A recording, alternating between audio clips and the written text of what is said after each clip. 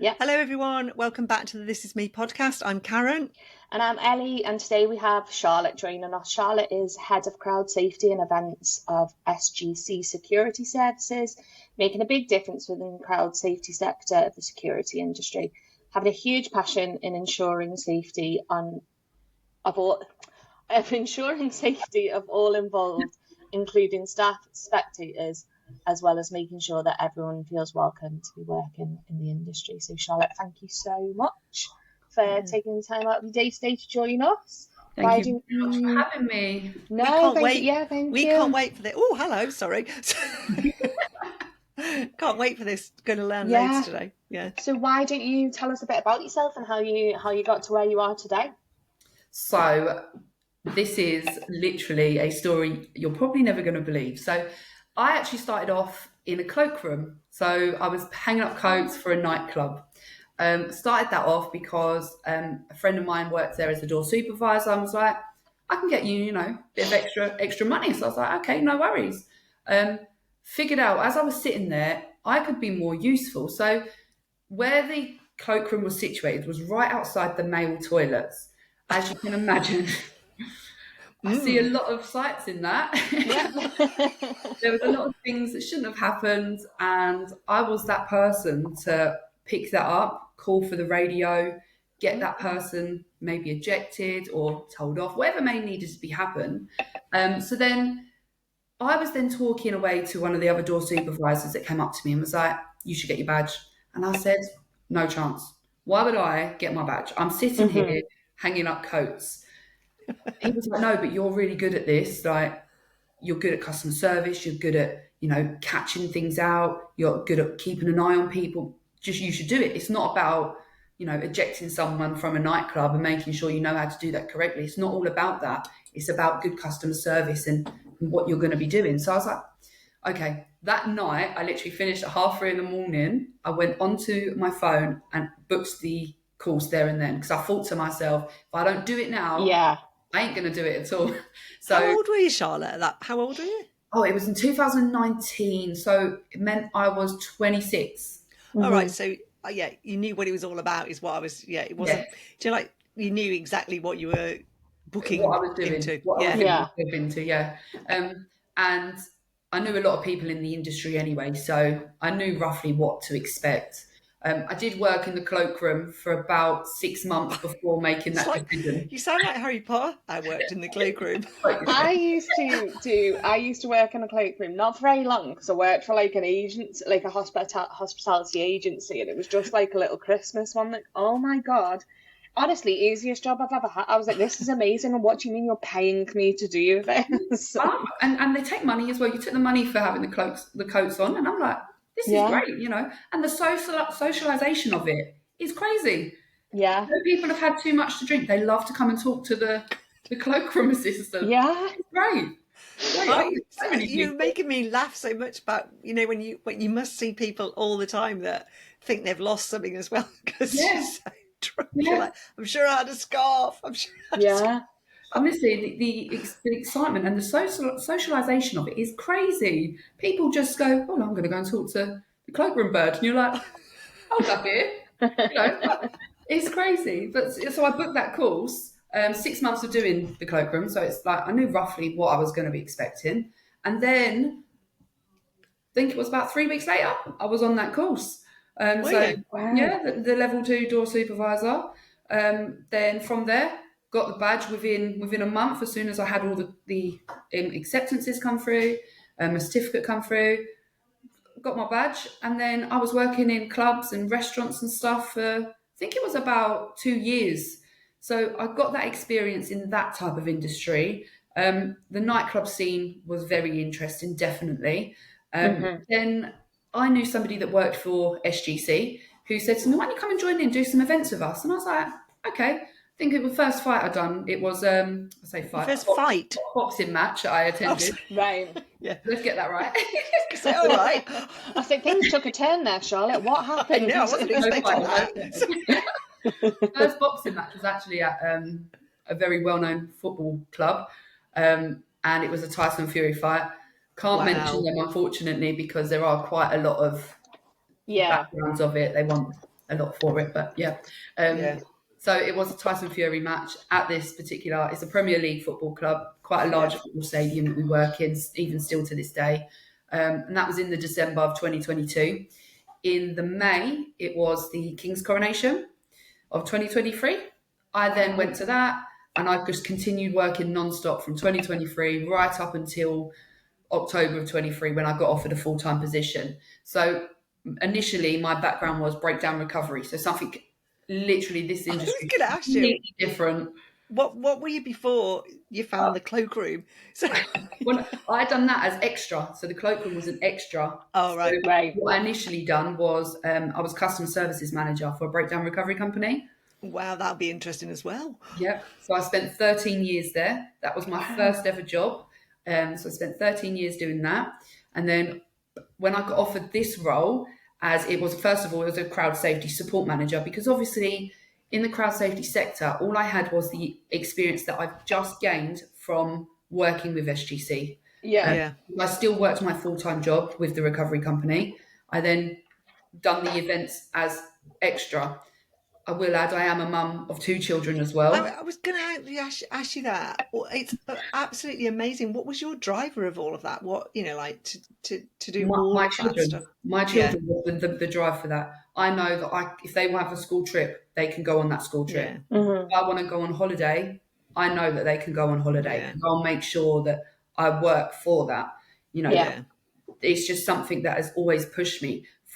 I always say, my children, they get absolutely nothing throughout the year unless it's needed. So if it's clothes and stuff and they need it, then when Christmas and birthdays come around, they get everything that they ask for, because that, for me, taught them they don't need to be spoiled. They don't need this. They don't need that. But then when it comes down to their good behaviour, what they do, how they act, their attitude, how they speak to me, how they speak to their dad, all of this will then go, right, okay, birthdays and Christmases are going to be special because I know, one, I can do that because of what I do and how much I work for that.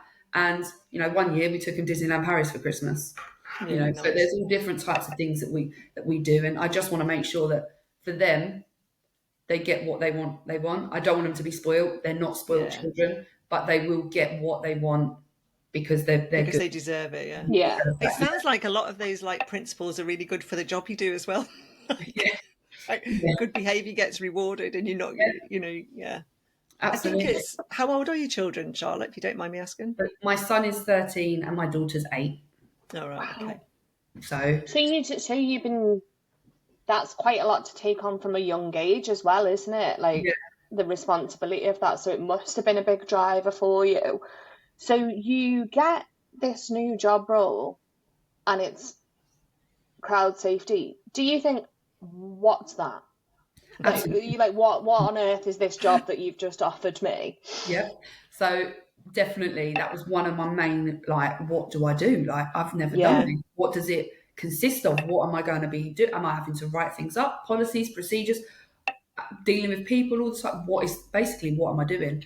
So come into the role, Paul MacArthur is our CEO, absolutely incredible man, full of experience, full of, you got a question, you ask him and he will have the answer. He's one of these men that he is a really, really good and really incredible man. I know he's going to watch this now, and you can't tell him. He can blush. He can blush.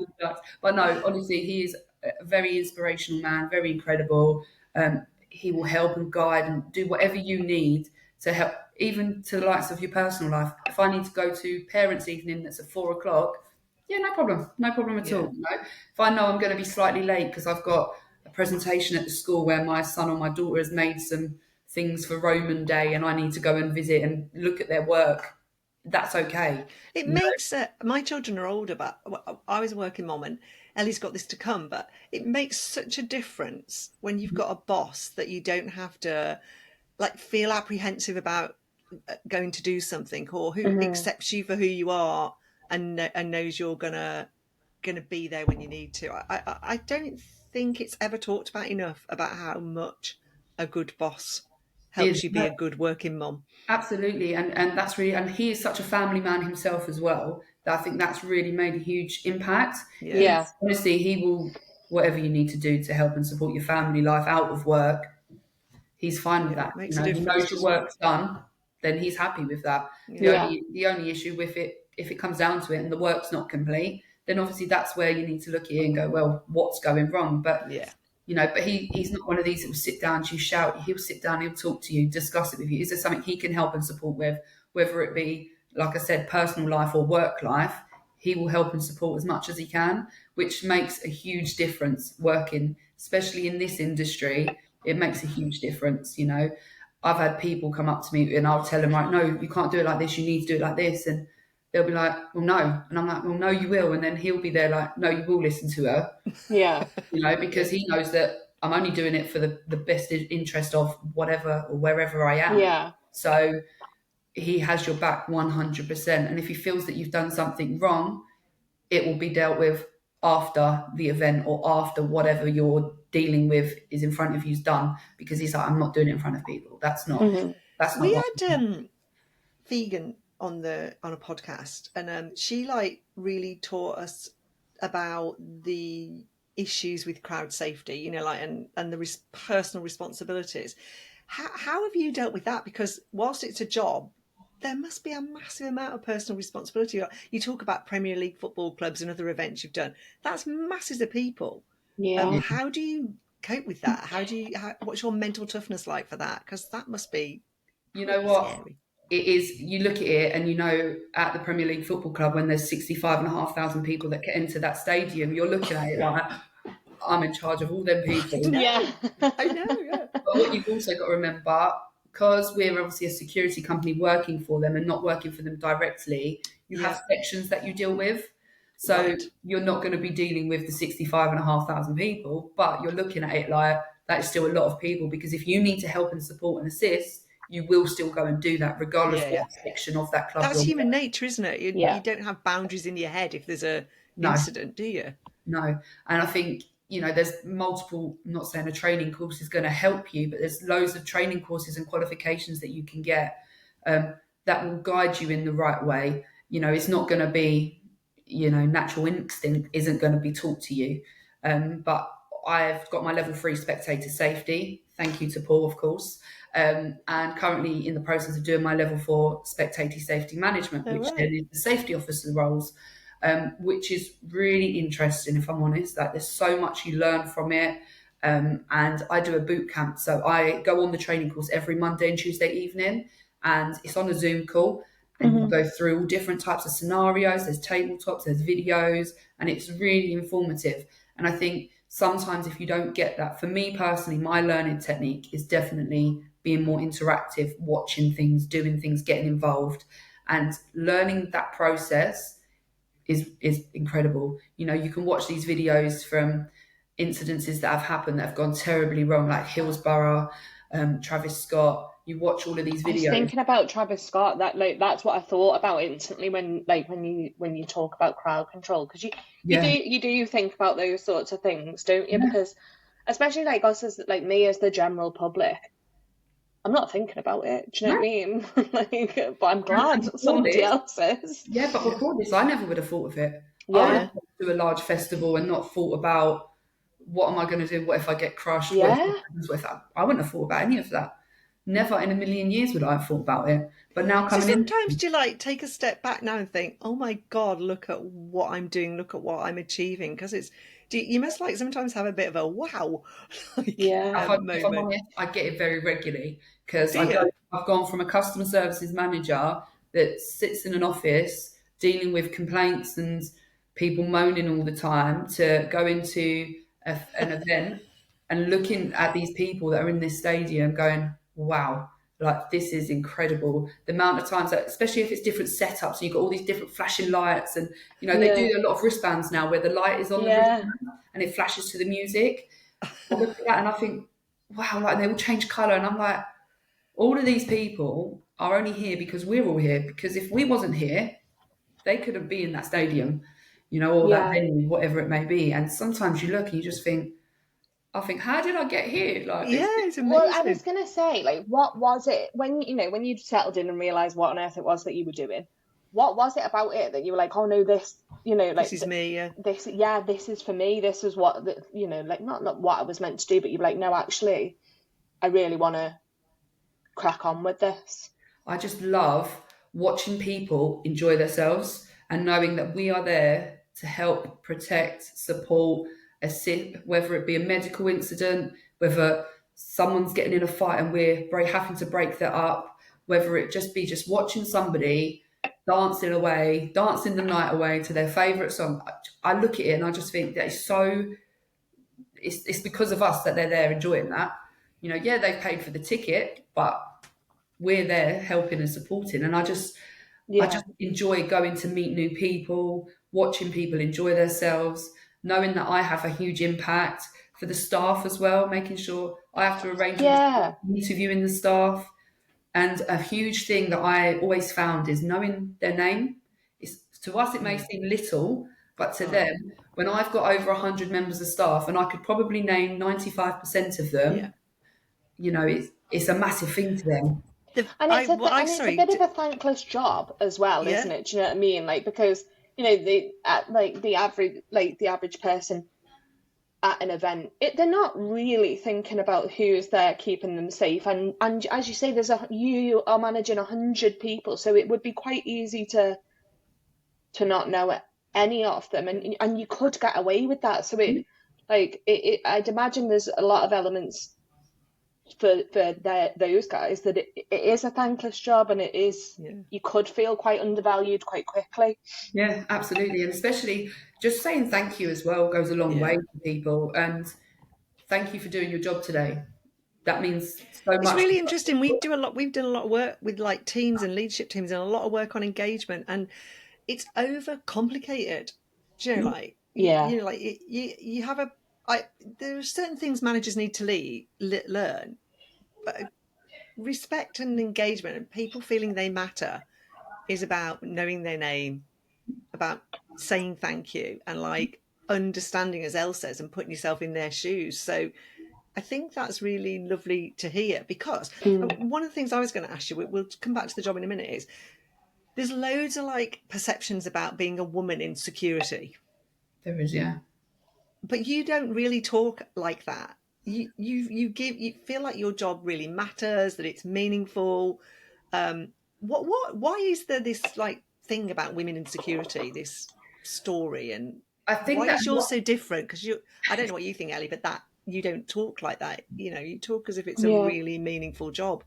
I think that for me, that I have so much support in the background of it that I know I can succeed and I can do my job well without someone looking at me and going, well, you're just a female. Now, don't get me wrong, I've had it. I've been there, done that. I still get it till this day.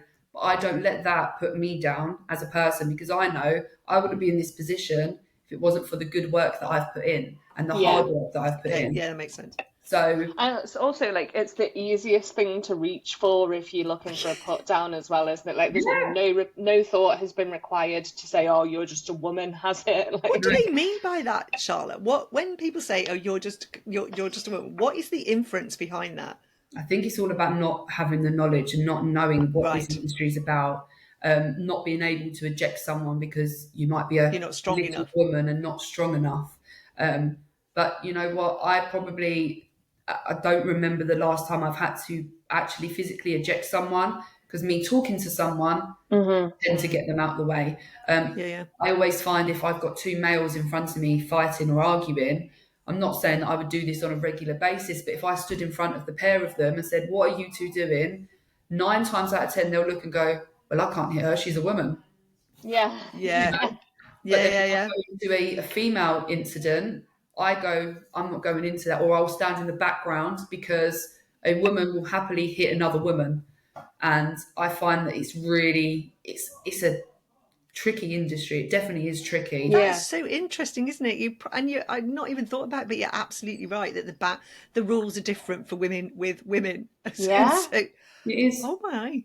It is. And I think that before this industry, if I had a woman come up to me, I would have probably been like, get off me. Yeah. You know? But now I know this industry well enough, and I'm like, okay, I understand where they're coming from. But when I get a call on that radio, although my role and responsibilities at a venue is to obviously supervise, manage, and ensure that the safety of everybody is being portrayed and being followed. But if it is a female and we have a lack of females on site, then I have to start interjecting and getting involved, which isn't an issue for me. That's what I do. It's my job. So I'm like, no, if it's a female, let you deal with it. Let the gentleman deal with it. And I'll stand to the side, I'll watch, I'll help, I'll support. And if I need to get involved, I will. But I know that I will make it worse just by being there as a woman. So, but with men and males, I tell you, I could easily stand in the middle and I won't get touched because I'm a female. Yeah. It's good psychology, that, Charlotte.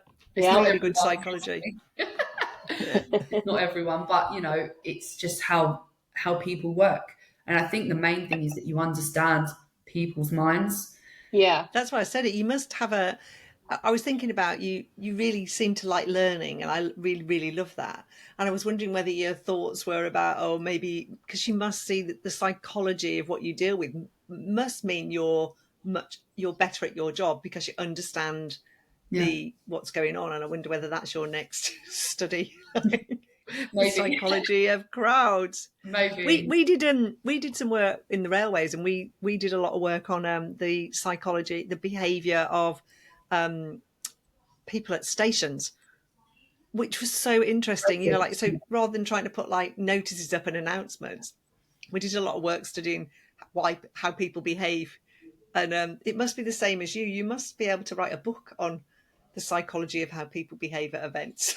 Definitely. And one of the main things that we can actually do is people watch. So we can actually sit and watch people and study them. I done a course not so long ago, which was taught by Paul, my CEO. It's a behaviour detection officer course. Now, sat on that, literally that same weekend, we had a gentleman at a Beyonce concert who was stood there on his own. Didn't look like you're what we would call a typical Beyonce fan. If we're looking at the rest of the crowd, and this one gentleman, he didn't look like he should have been there. And straight away, both me and my colleague looked and went, something's not right with this gentleman. So we thought, we'll just watch him. We'll just see what he's doing. He then starts, I think it was about half an hour before the end of the concert, he then decides to make some movements, and we're like, right, let's just follow him. So we followed him, and he was walking around the whole of the stadium. So we've called it through to control. We're continuously communicating with them. We've got all radio silence now, so no one else is communicating on the radio, because this gentleman, we don't know what his next plans and what his next moves are. We find out he was only waiting for his daughter. His daughter had gone to the bar or gone to wherever, but he was just waiting for his daughter. But his suspicious behaviour and how he was there and didn't look like. Now, what people was coming dressed as in the Beyonce concert wasn't very nice half the time. The outfits were lovely, but there was a lot of exposure in the outfit. So that was the right word. A lot on show. A lot on show, yeah. So, and this gentleman didn't look like your typical Beyonce goer. Yeah. So obviously straight away it was like, well, what's happening? But no, you know, the control room thanked us very highly for what we done there. We was absolutely right in what we should have done. Yeah, and you know, 100%. It was great. Yeah, because I was thinking, I was like, God, it's a shame that you've even got to think like that, but it's not a shame because we're past the point of it being a shame. You do have to think like that. And thank God he was just waiting for his daughter, and that's the outcome that everyone wants in that situation, isn't it? Yeah, because you don't know. If there's a 1% chance that that's not what's happening, thank God it was picked up on as quickly as it was, because you must see and hear of all the horror stories all the time, so it must be deeply ingrained. Yeah, and obviously it's something you need to look out for all the time. You know, like this one here, it could be absolutely nothing, but you've got to think like that, because if you don't know what can happen. Like with the multiple incidences that happened only recently, you know, you don't know what it could be. It's an inflammatory world at the moment, isn't it? A divisive world that must mean that you have to like keep reassessing, you know, each time you go into an event and each time what's happening. You're in your role now. How long have you been in this role? October 23. I've been with the company. Within the head of crowd safety events, it was July 24. Okay. So what's your ambitions for that then? What's on your list of things to do while you're in that role? You're going to change the world. I'd love to change the world. If only I could change it, it would make life a lot easier. Yeah. Just continue what I'm doing, put the word out there that, women can do the role. Because obviously, I may be in this particular role, but there's other things that I'd want to do. I want to show women that this role isn't for just a man. This role isn't just for people who know what they're doing. I came from the background, I had no Yeah. qualifications from school. All my GCSEs were low, and I had nothing that can go, right, yes, let's get into a role where you need qualifications for. But since being in it, I've been put through all these qualifications. I've got my IOSH, I've got my level 3 spectator safety, my fire warden, and many other qualifications that I've It's a long list, yeah. a long list, a very long list. I've got my teaching course, my training qualifications as well, so I can teach in the industry too, which is brilliant. So I have all of that, and from having nothing or no qualifications, to having all of this is incredible. And I want to show people and inspire people that qualifications ain't everything. You don't need that to get into a job that you love. And I will say I love my job because I do. Well, you can tell. Yeah. I do love it. I love the different venues that we attend, the different events, the concerts, the festival, the race coursing, whatever it may be. I generally love all of that. And people go to me, you can't love your job that much. No, I actually do. And I'll tell anyone that, my office I've got a little corner in the office. It's full of pictures and all my events that I've got coming up. I've got photographs from the events. I've got flags, accreditations, you name it. I've got that all on display because I want people to see what we do, what the work we cover and everything that we love about our job. And, I know some people will probably listen to this and go, there's no way she loves her job that much. I actually do. And it's hard. It is hard. I think it's like, Doesn't matter if they do. really, and I think it's really lovely when we do get to hear people that do love their jobs, because most people aren't like, woohoo, most people, their job is their job. And do you know what? I think sometimes it should be, and it's completely fine. But it is really nice to see when people are in, like a role that they are passionate about. And I just had a question there for you, and it's completely gone out of my mind because I was rambling on about that. While you think about it, I was just thinking, so if we'd coming on before, like, you're so right, Charlotte, people think crowd safety is splitting up fights. What I've heard from you is it's studying human behaviour, it's situational awareness, it's like predicting, it's forecasting, it's keeping people safe, it's like it's event management, it's like leadership, it's like why do people just focus on that? It's security is splitting up fights. I think it's just because that's what they see security as. They see security as a nightclub. Like old-fashioned, old-fashioned. Or I suppose it's what you're most exposed to, isn't it? Do you know what I mean? Like, because you're not thinking about all the people that are there ticking it in the background, but you do remember the bloke that you had an argument with outside the nightclub. Do you know what I mean? Like, and I think that's what it is. That people see security as people that are just going to throw you out, and that's not what we're about. We're about keeping everybody safe, making sure everyone's happy, having the best time of their lives. Because if there is someone arguing with you, I want to go and diffuse that and either move them away, or if they start fighting, I want to kick them out. So you have that good experience. I don't want it to be where people are at a venue and not able to enjoy something they have paid to come and watch. They pay a lot of money nowadays. Yeah, it is a lot of money. And I don't feel that people should not enjoy their experiences because of another person. I know you say you love all your events, but you must have special favourites. Sports, racing, singing. Concerts are definitely one of my favourite ones. Are they? You must get to see everyone. Like Beyonce, what are you talking about? I'd have killed someone to see that tour. I've had Beyonce this year, for 50 Cent, Arajit Singh, Post Malone, Chris Brown. Laura, my daughter was going to see Post Malone, and it was the one that got cancelled because of the tube strikes, and they gave them the alternative of Newcastle. Okay. Hello. I'm going to go that far. No, but my question is, sorry, go on. No, but no, that's fine. So honestly, it's great. So I do enjoy the concerts, but football, I can't Cricket? say. Do you do cricket? I don't do cricket, no, but it's not that good a job. I don't actually understand the actual game of football, although my son has been playing since he was 3. But I guess I'm there to make sure that everyone's safe, not to understand the game. Yeah. Yeah, you're not the manager, are you? Near the goal, that I'm watching that crowd, because if they start jumping up, might try and jump over, that I just know what's happening. As long as I know what's happening in the game, where the ball is, what people are going to be doing, then I don't need to understand the actual football match, do I? No, Probably best not. No. Probably best not to. Although the team that we do work for, one of the teams that we work for, my son is a massive fan of them, so he is very jealous that I'm working there. Yeah. I was going to say, I hope it has its perks for him every now and then. Every now and again, it's a program. My question came back to me, and I was going to say, because I think actually in most industries this tends to happen, but I think we've seen it with with companies that we've worked for.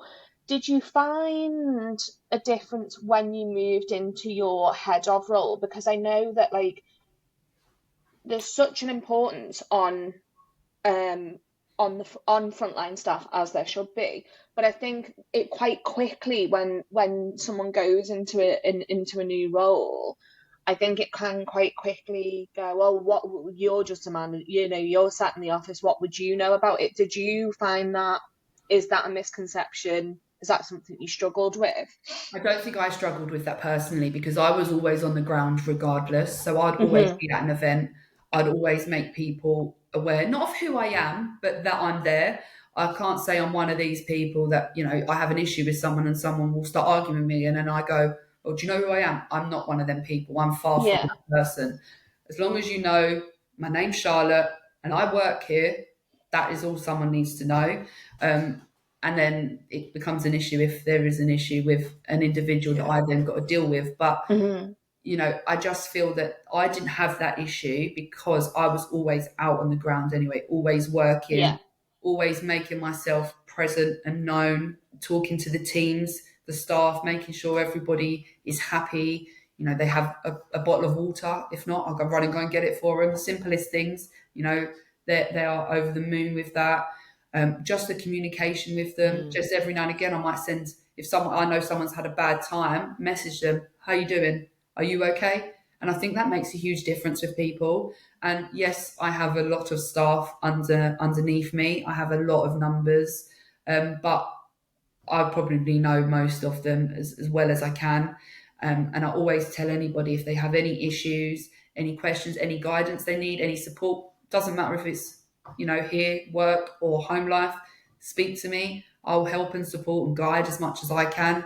I might not have experiences in everything that they're questioning, but if I don't know the answer, I'll sure get that answer for them.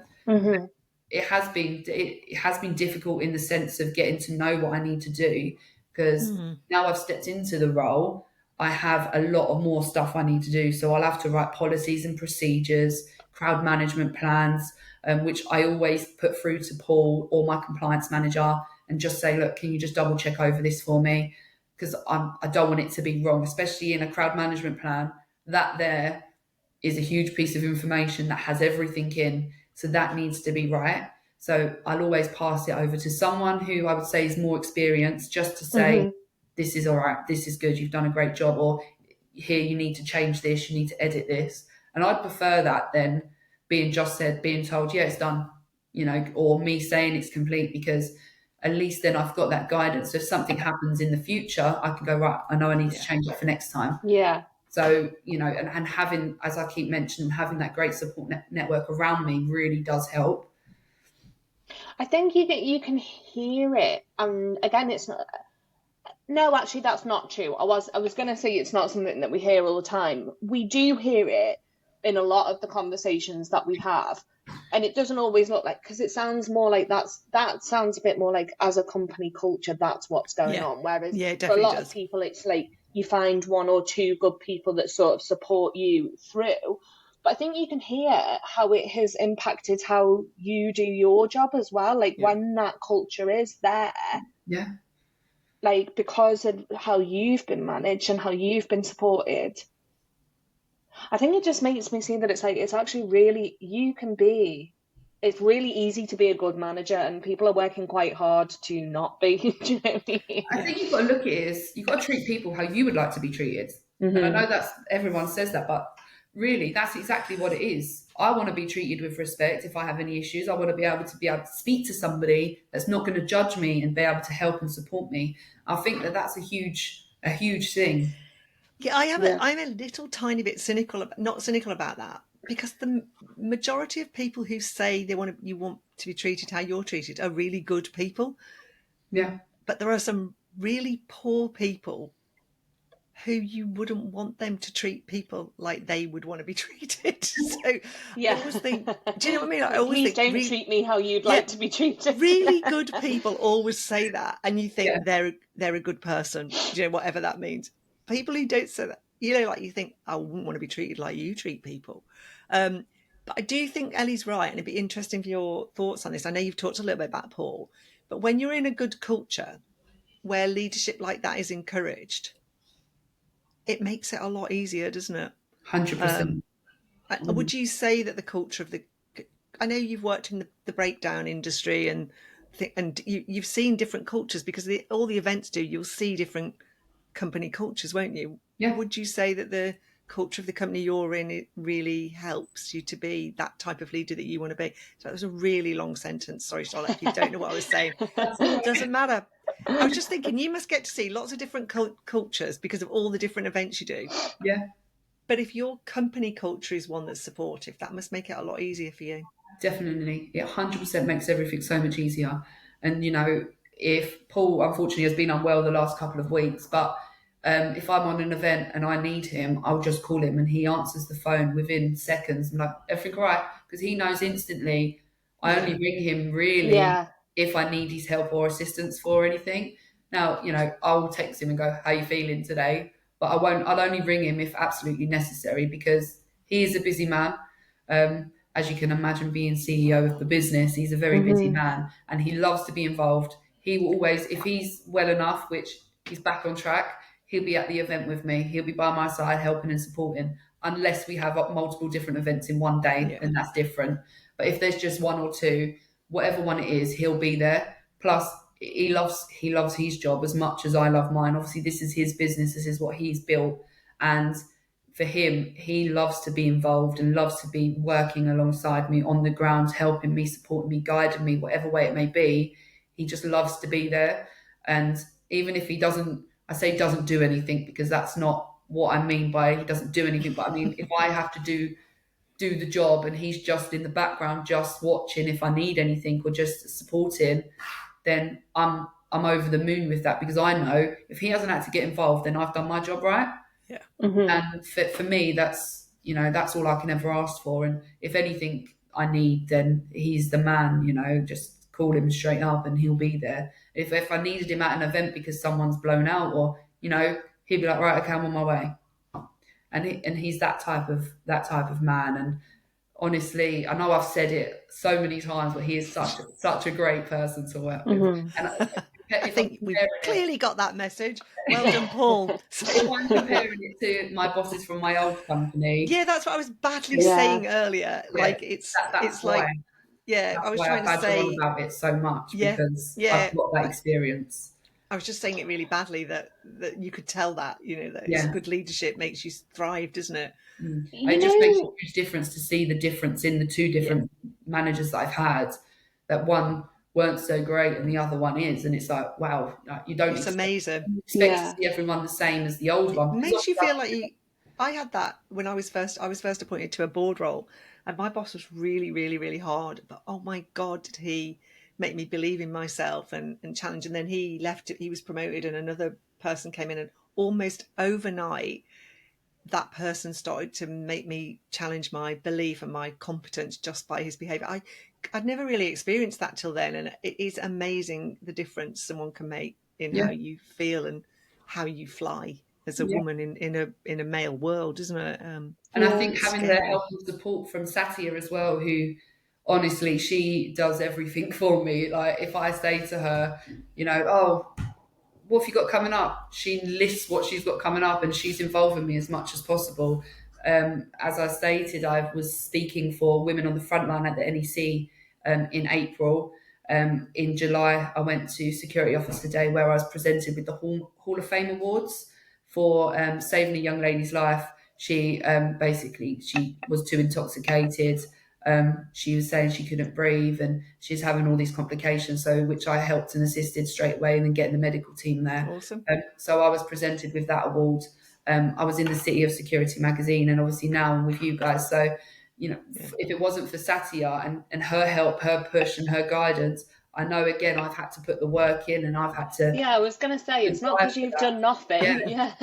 I just want to say for people listening, this is Satya, who's the CEO of Ipsen Security Association. She's done a podcast and she's a strategic partner of Women of Our Time, and she's definitely worth checking if people don't know who Satya is. Everyone knows her. Everyone knows. Yeah. But she's come to events with me as well, with the Boots on the Ground campaign. And she is the most thankful person to every single person on the ground, whether you are a steward, a security officer, or whatever role you were doing. She is so supportive and she's so thankful for all the work that everyone puts in. If she goes around and just says thank you to every single person for the whole 8-hour shift, that's what she will do, because that's what she promotes, saying thank you to somebody for doing their job. That's awesome, isn't it? Yeah, no, it is, definitely. So, sorry, Ellie, did you have a question? Sorry, I did, but it's gone again. I don't know. Sorry, I swear to God, I don't know what's happening with me today. All of my sentences have exited my brain. You go, Karen. I think it's because as soon as you heard that Charlotte goes to Beyonce concert. It was, yeah. You wanted to be there dancing away, didn't you? I guess one of the things that we're really interested in is, like, you have this massive energy. I don't know what you think, Elle, but the energy, your aura, whatever you call it, is so, like, I'm going to use the word intoxicating in a really good way. It's magical. Where's that come from? Have you always been like that, or is it because you're in an environment that you thrive, or because it is lovely to feel connected with you, like not in a weird way though? I think I've always had it. But I think the main thing is that I don't want people to see the negative side of it. If I've got to be positive to keep them positive. Now, this last year has been horrendous for me. I won't go into details, but personal life has been absolutely horrendous. However, I've had to just pick up and I had to go and I had to drive my positive energy, because I can't let people see my negative or what I'm going through, because then it prevents them from succeeding in their jobs. Yeah. And the same with me, I've just had to come into work, and I think coming to work has been my get out of my home life experience. Mm-hmm. So to come and do that and know that I have to have a positive impact on people, otherwise the whole operation could go down the pan because everyone's miserable or negative. I just know that I had to just put that aside, go there, be positive. I think last year I was out dancing at one of the concerts that we worked at in the control room hut, just to keep people's momentum going. We were there for a 4-day stint for a very long period of time. So I had to just keep getting everyone's motive up and running and, dancing away and just having that music up loud just to get everyone's momentum going and keep. Just remember, we haven't got long left. Let's go and let's crack on. Let's just get the job done. How do you take care of yourself, though? Because I 100% agree with you on that. And there's loads of studies and research that says that, like the leader influences the mood. And I think that's amazing.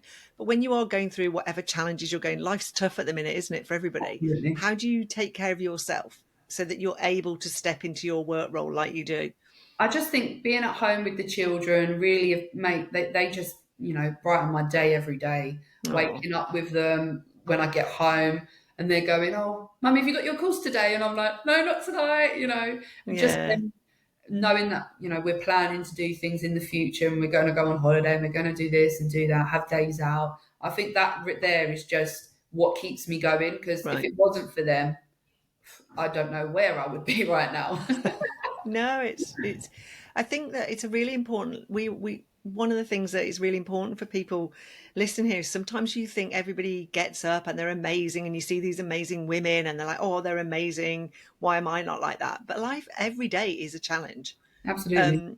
It doesn't matter, it's not a weakness to say that. It's just being vulnerable, and I think sometimes it's important for women to spread that message Yeah. that to have it all, it's really exhausting. Yeah. Yeah. And it may look now that I'm all positive and happy, but you know, the minute I leave the office, that sometimes I'm not that happy, bubbly person, but me as well, I have an hour drive home. So I get to get that out within the hour Yeah. before I go and pick the children up as well. So Yeah. Yeah. I have that hour time to myself where I might just have music on loud or I might just be silent. But sometimes I have come into the office and I haven't been myself. But I think with being in an office, it's really different to being with people on the ground. Yeah. Because these people here are your friends. They're here to help support you as well as your work colleagues. So, you know, they would have seen me crying, laughing, you know, miserable, moody, happy, jumping around, Every smiling. single dwarf. Every single Yeah. possibility I have, every personality I have, they have got that. And, you know, it might not have always been positive, but I've always tried to leave it out from this Yeah. office as much as I can. But No, that's guaranteed, when I'm on the ground, I'll be the happiest person you've ever met, and you'd never know that what I was going through or what I am going through, you would never know that I have that ongoing, because no one needs to know that. That's for me to deal with, and obviously outside of work. So, and I think just leaving that on that doorstep is the best thing that you could do, because you can't I impact think, anybody else. I wonder as well whether there is that like sort of like you are then tricking yourself into being like, well, you know, like I've got to keep the positivity up, and ultimately, if you are being positive, even if it is for the sake of everyone else, there might be an element of that rubs off on you a bit as well. You're like, oh, okay, well, it wasn't that bad after Yeah. all. Do you know what I mean? Yeah. Like, not that that's the person that I am by any stretch No, of I the think you're right. imagination, but like, There's a woman called Pam Grout who writes this thing called E Squared. It's sort of like law of attraction stuff. And one of the things that she said was have your little happy playlist, like the songs that like really make you happy, and play them in the morning. You know, like when they say you got out of the bed the wrong side. I Yeah. think you're onto something else. You trick Thanks. your brain. Well done. Write a book on it. But she says have your little happy playlist. You know, like things that like Black Eyed Peas or whatever that makes you. I don't know why I did that. Your little dog. or the Black Eyed Peas either. What a throwback. I haven't heard of them in ages. It's because it's the one song I really like. Sorry, No. it's so embarrassing. Apologies, everybody. But I do think that you're right, Elle, that sometimes you have to step into a space, you have to put an act on. Now, what I think is important to say is it doesn't mean to say you're ignoring and avoiding the challenges. Yeah. Because that's really important not to. It means that you're giving them their place, doesn't it? Is what I hear from you. Yeah, And that absolutely. I think that's a just really good coping strategy. Forget it whilst you're at work, but you're not forgetting it at the same time. Yeah. You know, some people don't even want to know. So you're just like, okay, so you just crack on as normal, you know. And I think that's just, as long as you're not being too affected by it and inside work, then that's the main thing.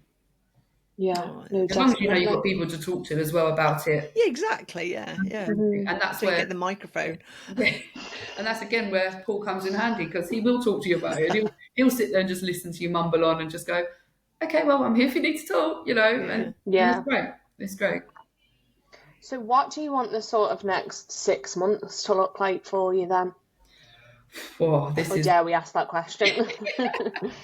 I just want to just keep going. I want to make sure that my qualification's all completed. That's due to be done in December. So getting that under my belt will be great.